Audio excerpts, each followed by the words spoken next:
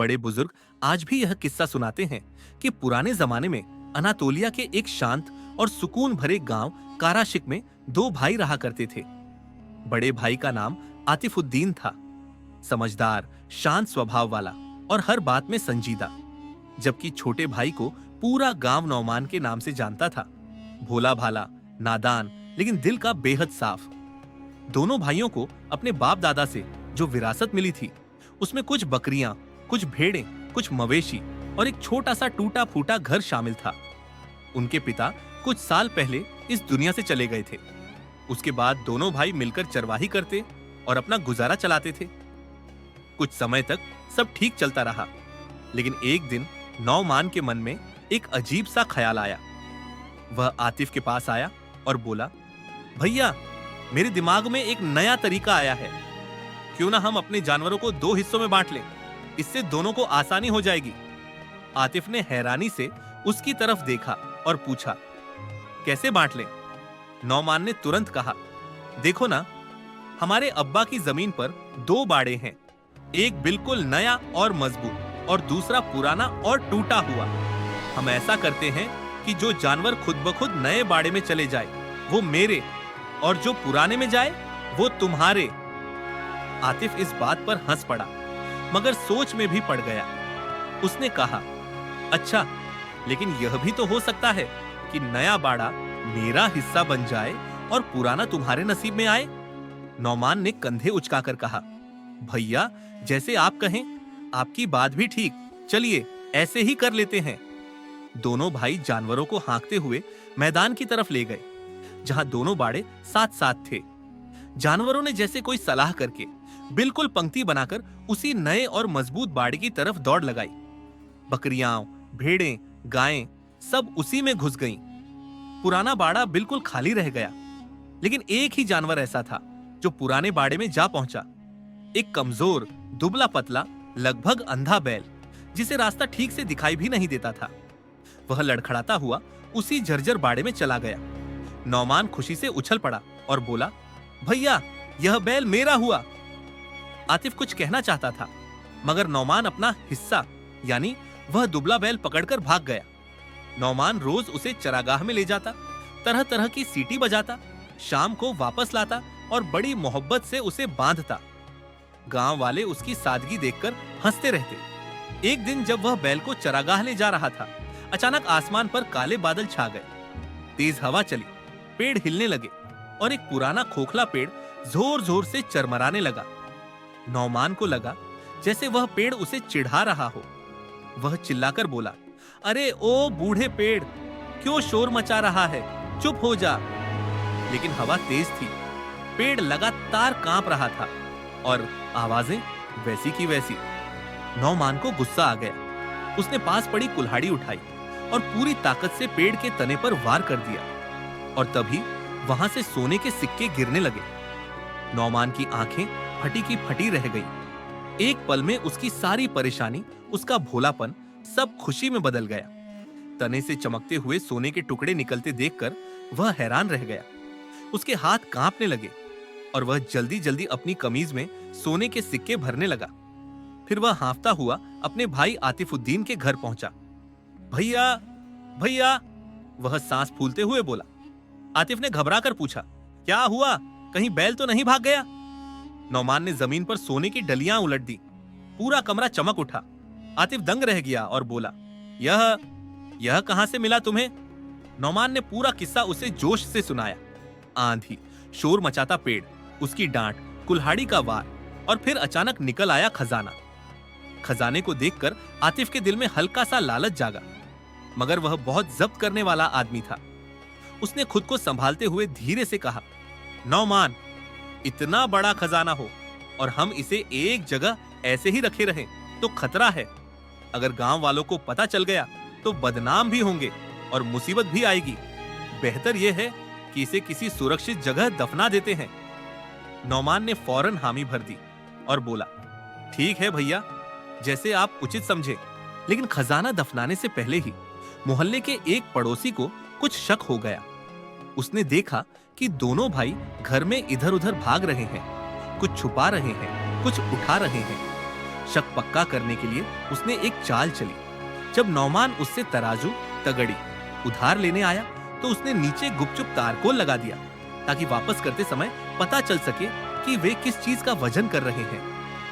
नौमान ने तराजू लिया, खजाना तौला और वापस कर दिया और उसके नीचे एक चमकता हुआ सोने का सिक्का चिपक गया। पड़ोसी की आंखें फैल गईं। यह तो खजाने की बू है। और अगले ही पल जैसे आग फैलती है वैसे ही यह खबर पूरे गांव में फैल गई। आतिफ और नौमान को खजाना मिला है। शाम तक पूरा गांव फुसफुसाता फिर रहा था। कुछ ईर्ष्या में जल रहे थे, कुछ साजिशें सोच रहे थे, कुछ बुरी नीयत बना चुके थे। आतिफ समझदार था। उसने तुरंत हालात की गंभीरता भांप ली। रात को वह नौमान के पास बैठकर बोला, भाई बात सुनो, ये लोग हमें चैन से नहीं जीने देंगे। बेहतर है कि हम खजाना छुपा दें और कुछ दिनों के लिए गांव छोड़ दें। जब माहौल शांत हो जाएगा तब वापस आ जाएंगे।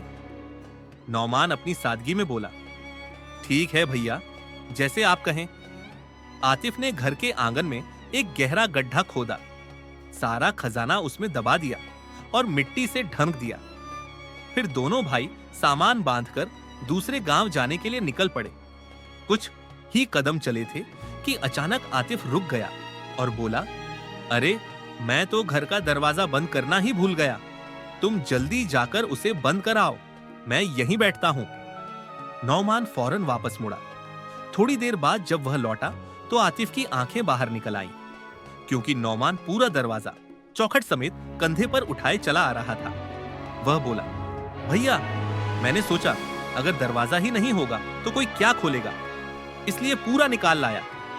आतिफ ने सिर पकड़ लिया और अंदर ही अंदर गुस्से से भरकर सोचा, अगर मैं इसके साथ रहा तो एक दिन मेरी अकल भी चली जाएगी। किसी न किसी तरह इससे छुटकारा पाना होगा। लेकिन किस्मत अब भी और करामात दिखाने वाली थी।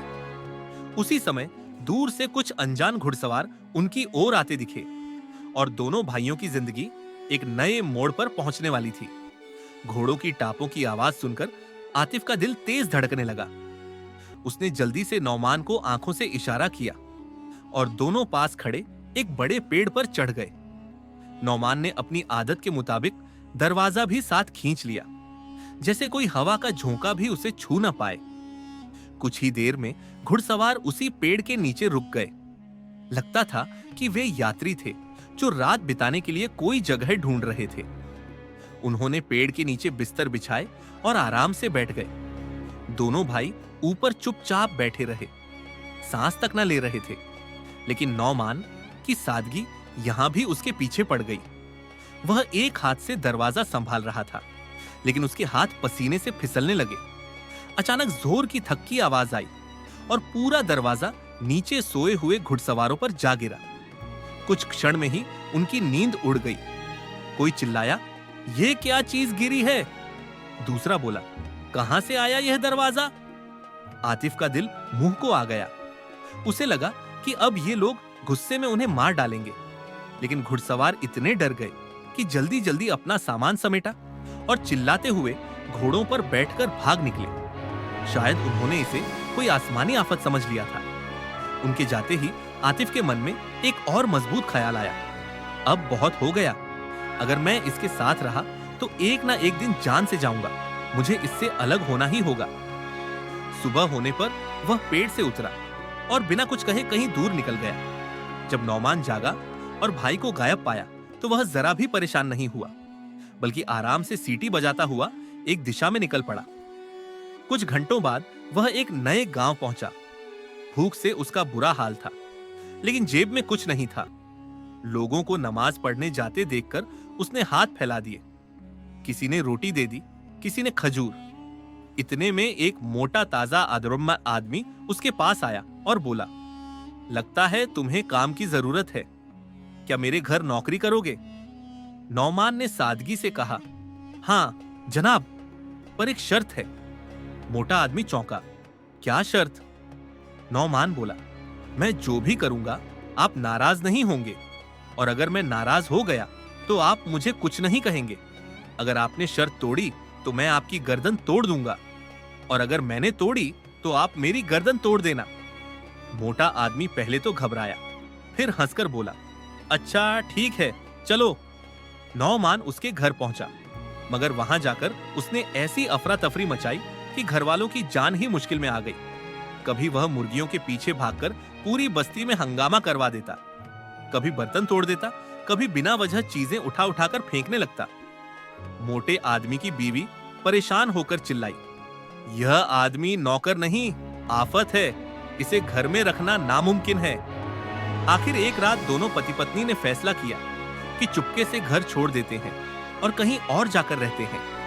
उन्होंने सोचा, नौमान तो सो रहा है, सुबह उठेगा तो खुद ही कहीं निकल जाएगा। लेकिन नौमान सोया नहीं था, वह सब सुन रहा था। वह चुपके से उठा, खुद को एक बड़ी सी गठरी की तरह बांधा और उस सामान के साथ लिपट गया जिसे पति पत्नी उठाने वाले थे। दोनों ने गठरी उठाई और नए गांव की तरफ चल दिए, यह जाने बिना कि आफत उन्हीं के कंधे पर लदी जा रही है। अगले गांव पहुंचकर जब उन्होंने सामान खोला और उसमें से नौमान निकला तो दोनों के होश उड़ गए। या खुदा, यह तो पीछा ही नहीं छोड़ता। इस बार उन्होंने एक खतरनाक योजना बनाई। अगली रात नदी के किनारे डेरा डालेंगे और नौमान का बिस्तर पानी के बिल्कुल पास बिछाएंगे ताकि वह करवट लेते ही नदी में गिर जाए।